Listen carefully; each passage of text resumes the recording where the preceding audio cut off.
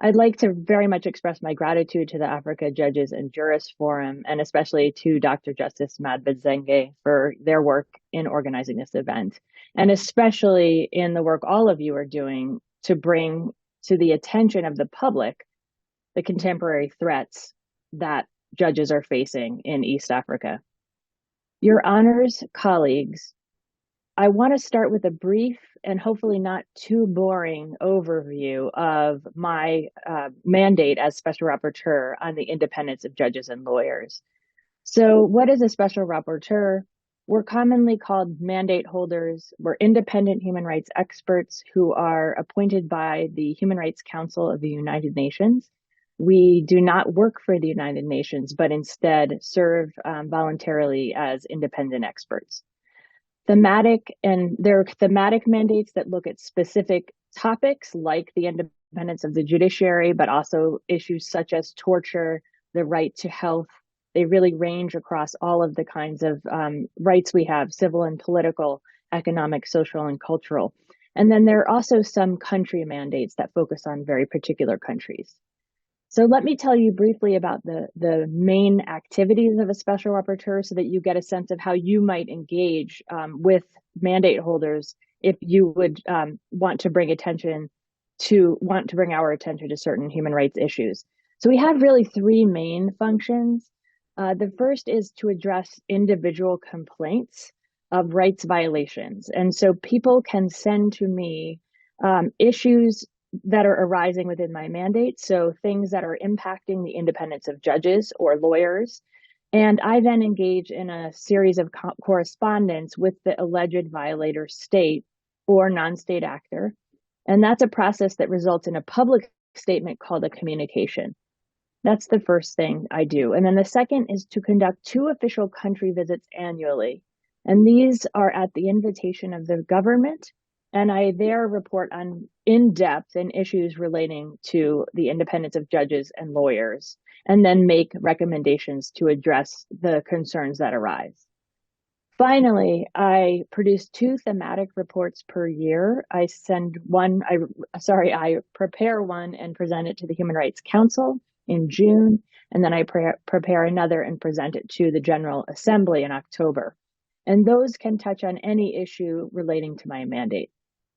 So what is the theory of change behind the impact of special procedures? This depends a lot on the mandate, but in particular, special rapporteurs have soft power. That means that our work impacts human rights by raising public awareness, by spotlighting cases for governments and the public, and by documenting rights situations for monitoring. We engage in dialogue with states and governments to offer technical advice and to contribute to development of international standards. Our thematic reports provide hopefully influential interpretations of human rights, and sometimes they are referenced in judgments by courts or picked up by academics. Perhaps most importantly, we have really the obligation to speak truth to power. So when we see violations of human rights and are able to determine that they're well-founded allegations, we speak out. So that's my role, and therefore I want to engage with you all in ensuring that you send me information about violations of the right to judicial independence, of the obligation of judicial independence. So I assumed this role November 1st, 2022 for an initial 3-year term. And this mandate over time has worked very hard on trying to develop the standards around the independence of the judiciary and the role of independent lawyers in upholding the rule of law. So how does my work and the work of the mandate relate to rights that are enshrined in international human rights law? First, Article 14 of the International Covenant on Civil and Political Rights guarantees the right to a fair and public hearing by an independent and impartial tribunal established by law. And this right must be affected and implemented by tribunals that are truly independent and impartial. In General Comment 32, the Human Rights Committee, which interprets the International Covenant on Civil and Political Rights, clarified that the requirement of competence, independence, and impartiality of a tribunal is an absolute right.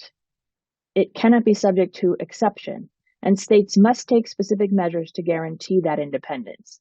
So that means that even if there's a public security crisis or some natural disaster, the right to access justice and to access an independent tribunal remains. And that is very, very important for any country that's undergoing a crisis or an upheaval, that right really be retained throughout. The other really important set of norms is the UN Basic Principles on the Independence of the Judiciary. These principles lay out the requisite of independence in the first principle, which says, the independence of the judiciary shall be guaranteed by the state and enshrined in the Constitution or the law of the country.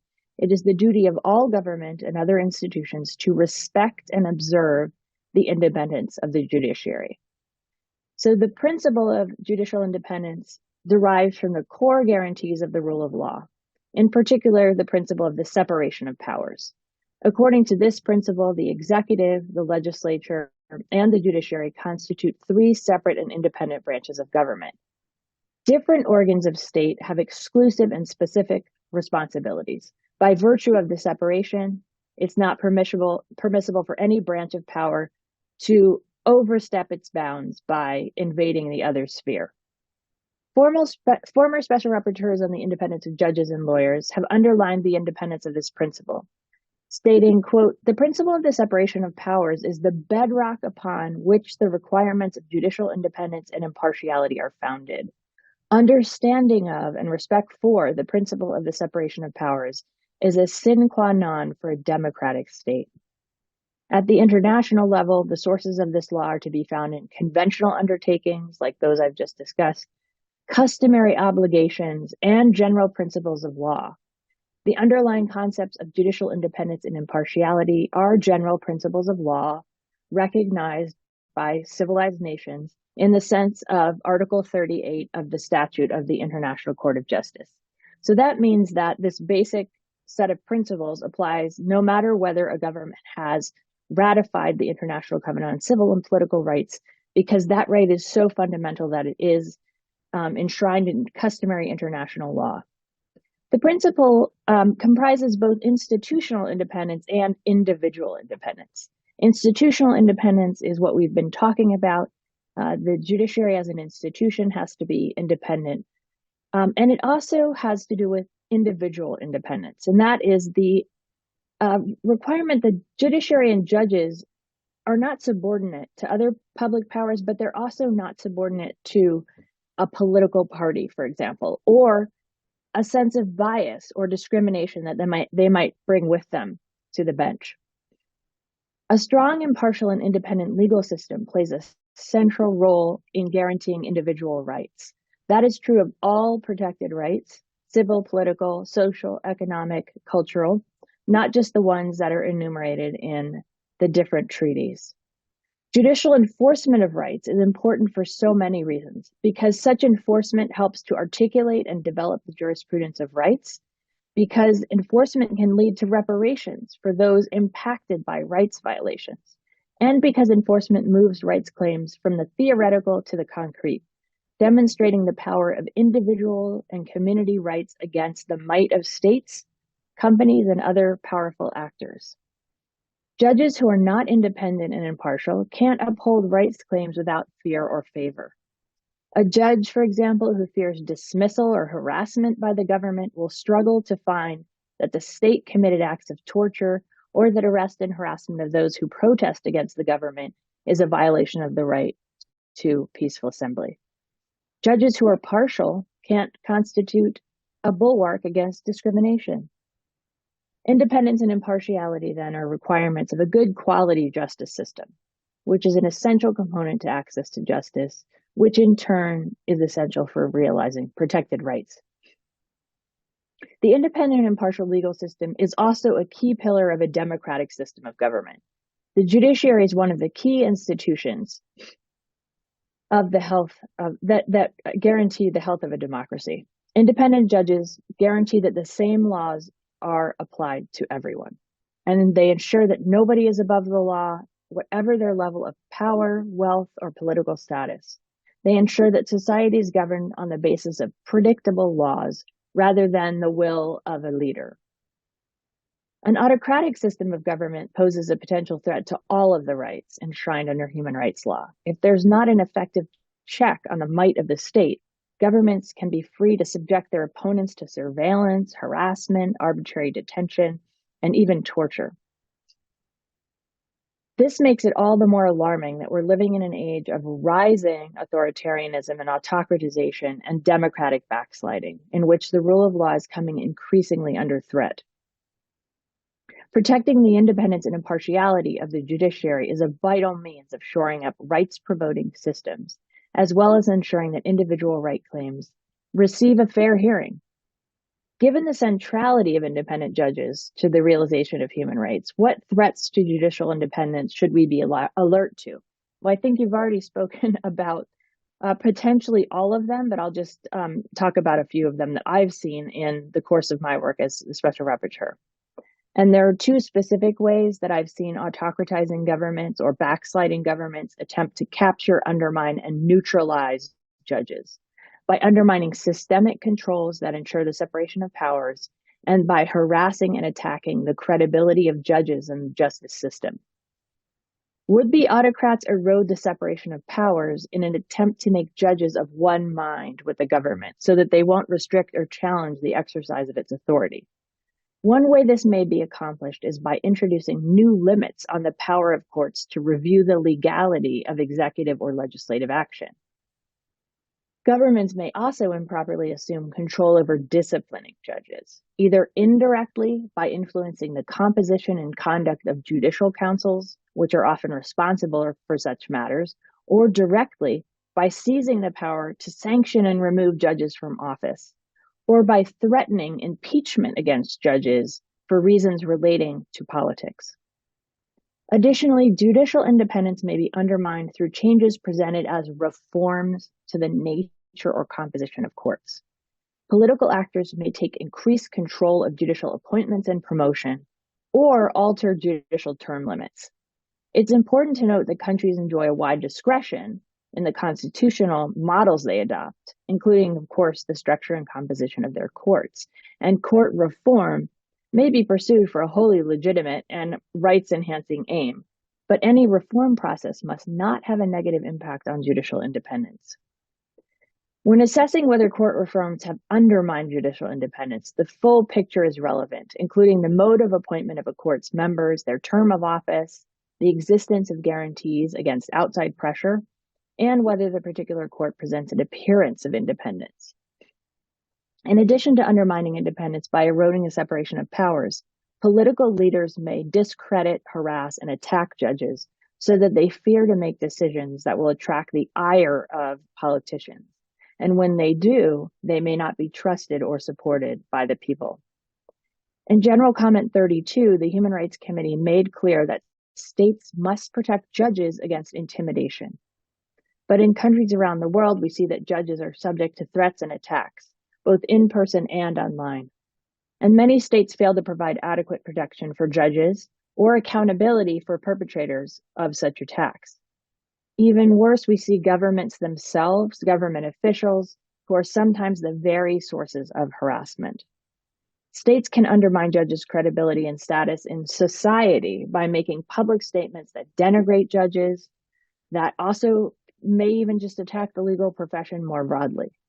Such criticisms may have limited or no basis in fact, or they may be based on reckless misinterpretation of judicial decisions. Abuse of this kind often decries judges as elite, out of touch, and failing to respond to the will of the people, particularly when they take decisions that run contrary to the wishes of the government. Of course, judges are not perfect, and it is vital that states do not punish or censor legitimate criticism of public officials, including judges and judicial decisions. But judges should benefit from the general protections afforded to all citizens, not to be harassed, defamed, or otherwise attacked. If these are some of the myriad problems facing judicial independence, what are some of the solutions?